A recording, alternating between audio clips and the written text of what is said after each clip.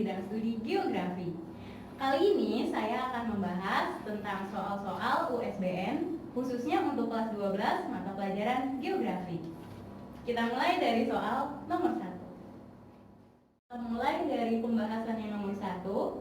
Wilayah sekitar gunung api biasanya memiliki tanah yang sangat subur. Hal itu disebabkan oleh abu vulkanik yang dikeluarkan oleh proses vulkanisme karya unsur hara yang dibutuhkan tanaman.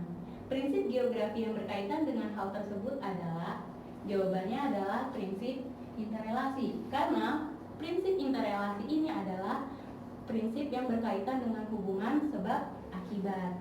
Jadi dengan adanya vulkanisme, tanah yang ada di sana akan menjadi subur, seperti itu.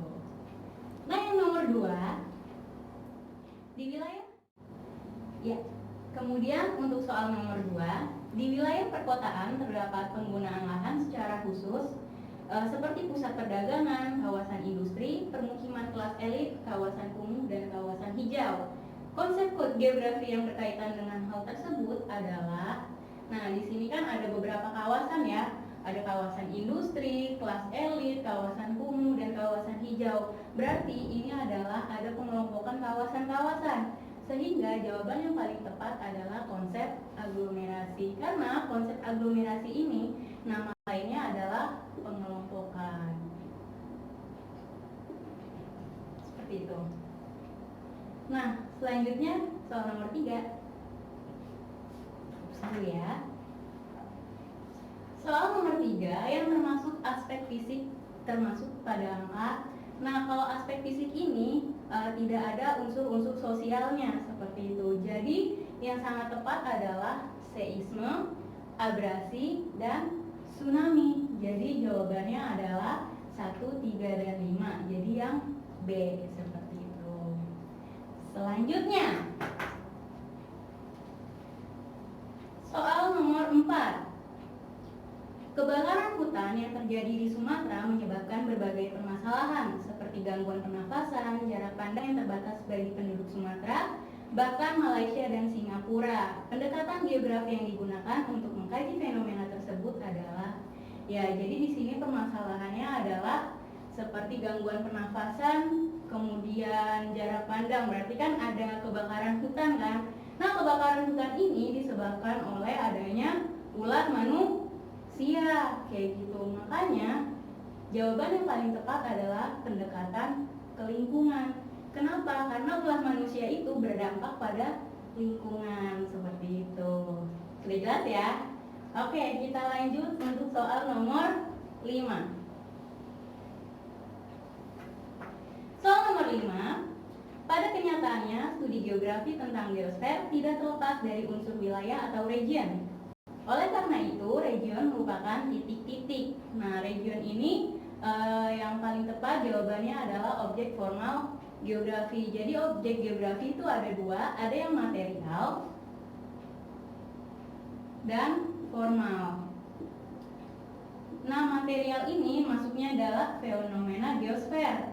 Nah, geosfer itu mulai dari atmosfer, litosfer, hidrosfer, dan lain-lain. Sedangkan kalau yang formal itu hanya sudut pandangnya aja. Jadi kita bisa lihat dari sudut pandang ke ruangan, kewilayahan, atau region, seperti itu.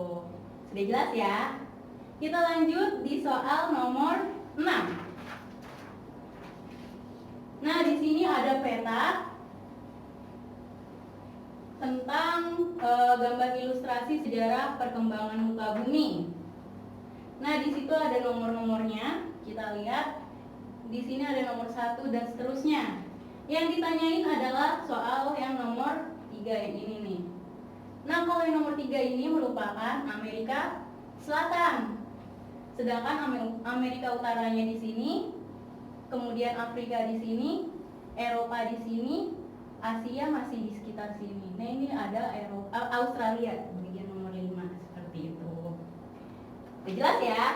Oke, kita lanjut ke nomor 7. Nah, di nomor 7 ada pola pergerakan lempeng Australia dan lempeng Eurasia yang konvergen mengakibatkan terbentuknya busur api di Indonesia. Dampak fenomena tersebut bagi Indonesia adalah, nah yang sangat tepat itu adalah jawabannya yang A. Kenapa? Jadi kan kalau lempeng itu nembek nabrak daratan, itu akan menyebabkan gempa di daratan seperti itu. Jadi khususnya ini misalkan Pulau Jawa ya. Nah, bagian selatan Pulau Jawa itu pasti banyak gunung apinya. Nah, ketika terjadi pergerakan lempeng, di sini akan terbentuk gunung api. Kemudian kalau lempengnya bergerak akan menyebabkan gempa seperti itu. Jadi di sini juga ada pastinya fenomena gunung meletus kayak gitu. Next, nomor 8. Oke, kita lihat soal nomor 8. Benua yang ada di permukaan bumi sampai sekarang masih terus bergerak. Hal ini dibuktikan dengan titik-titik. Nah, jawaban yang paling tepat adalah yang C, adanya pergeseran magma yang keluar dari gunung api. Kenapa? Karena pergeseran magma ini itu kan disebabkan oleh faktor-faktor pergerakan lempeng juga, sehingga di sini adanya pergeseran magma yang keluar dari gunung api seperti itu. Nah, yang selanjutnya itu ada soal nomor 9. Ini bukan E ya, tadi dulu. Soal nomor 9 ada proses pembentukan tata surya menurut teori pasang surut. Jadi yang menurut teori pasang surut itu jawabannya yang C, ada masa matahari ditarik oleh bintang lain seperti itu.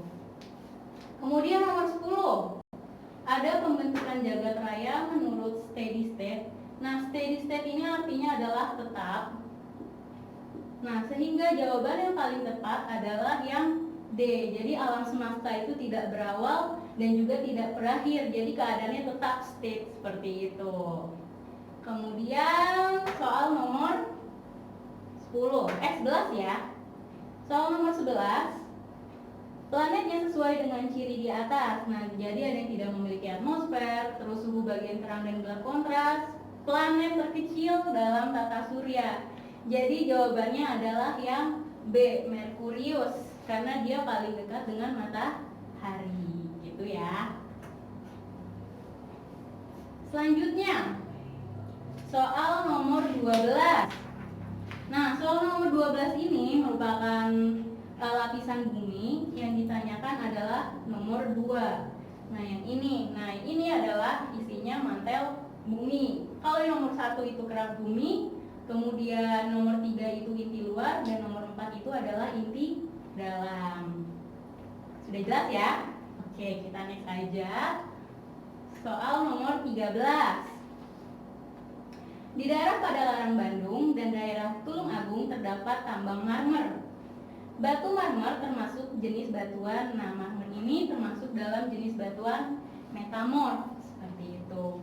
Karena biasanya batuan-batuan marmer atau metamorf itu terbentuknya karena suhu yang sangat tinggi dan tekanan yang sangat tinggi, sehingga nilai ekonomisnya pun tinggi seperti itu. Berbeda dengan batuan beku.